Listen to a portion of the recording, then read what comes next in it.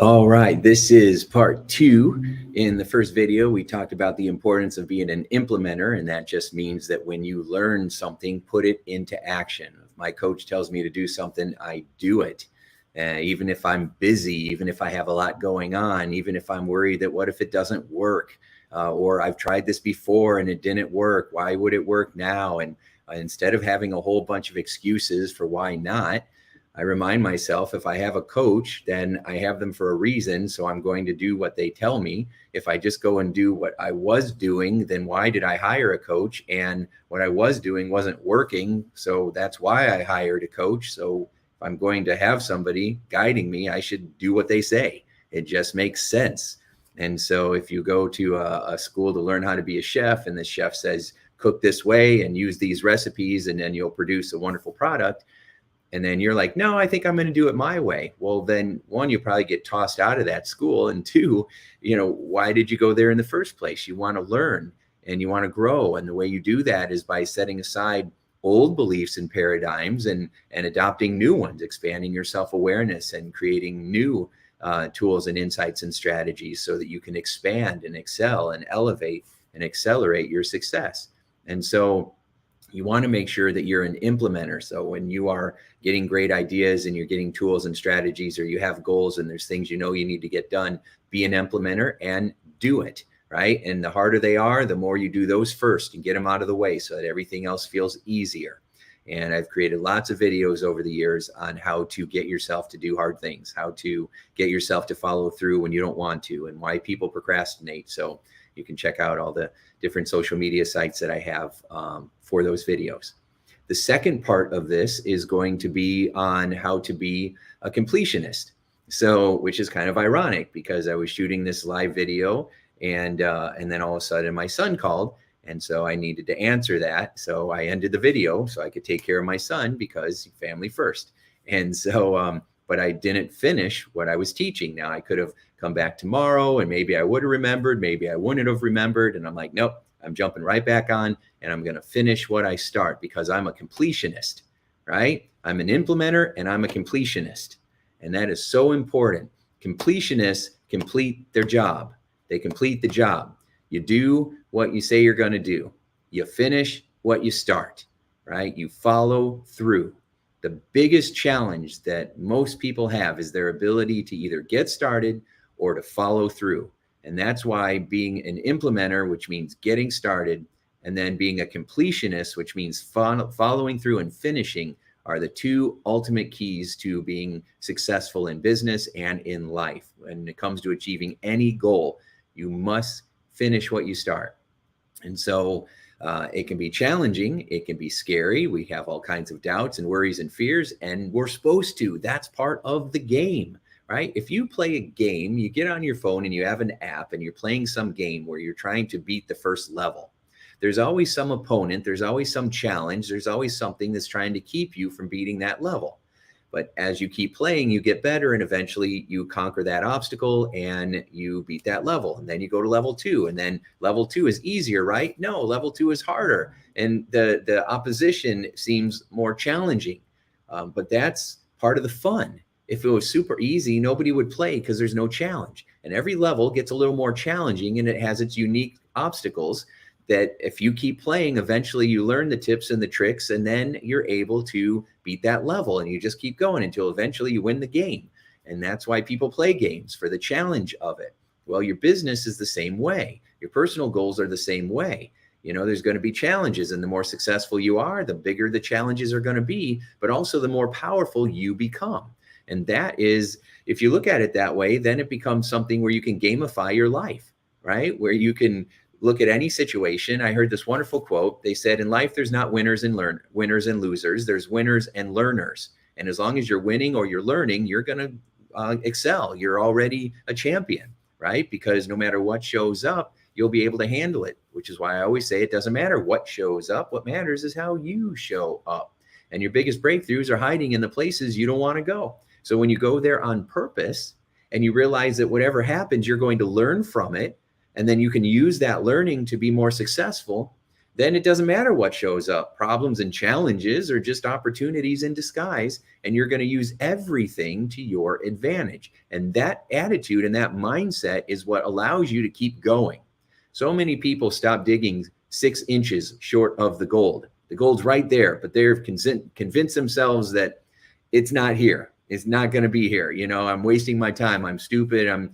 This is never going to work for me. I don't know what I was thinking. I don't know who I think I am to be able to deserve to strike it rich. I'm just not good enough, smart enough, this, that, everything else to be able to achieve this goal. And then they stop digging, when if they just would have went a little farther, it's right there. Okay. And so I've spent 28 years now, long time, 28 years trying to figure out how to get people to follow through, how to be a completionist, right? How to be a completionist. You'll notice that every time I talk about being a completionist, I anchor it to myself. It's like I'm pulling that in, that idea. I'm embracing it and pulling it in. So if you walk around the house going, I'm a completionist, I'm a completionist, I'm a implementer, right? I'm an achiever. You just keep anchoring that to yourself. Yeah, I used to worry about this, and I used to have those doubts, and I used to think that it was never going to happen. But you know what? It's happening for me. And this is happening for me, and I'm going to make it happen this time. And it's already happening, and it's a done deal because I keep growing and learning and being my best. And I'm going to keep loving and reassuring myself along the way. And I'm going to keep getting tools and systems and strategies that are going to make this easier. And I'm going to get that support and use it so that I can live my best life now, right? So I can be happy today, and I know I'll be happy tomorrow, not because of what's going to happen tomorrow, but because of how I'm going to show up. Right. And that's the mindset of somebody who wins. That's what I call achievers. I call everybody in my community an achiever. And a lot of times at first, people in my community do not feel like they're achievers. That's why they're coming to me, because they feel like they're failures, or they can't get past something, or they're stuck.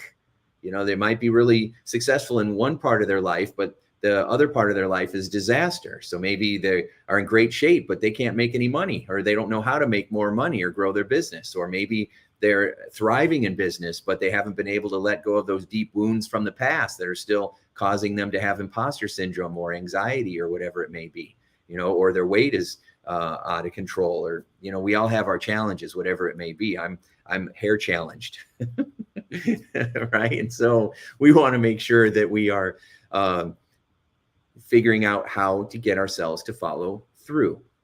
And so I've made lots of videos on how to do that too. In fact, one of my earlier books was called Get Out of Your Way, and it was I remember Joe Vitale put on there, he gave me a quote for it. And he said, finally, a book that teaches you how to follow through. And I'm like, yes, that's exactly what the goal is. And so we've got to make sure that we are being an implementer, so that you have ideas, you have your plan, you have your goals for what you're going to do to grow your business and grow your life. And then you implement it, you take action on it every single day. And then you think of yourself as someone who finishes what they start. I finish what I start. Okay. If you're going to be someone who finishes what they start, I want you to put your hand in the air and say, I solemnly swear to finish what I start. Right. And if you get nervous about that, well, that should let you know that that's what you need to work on. Okay. We want to work on the stuff that we're already good at. We don't want to work on the stuff that we feel like we're not as good at.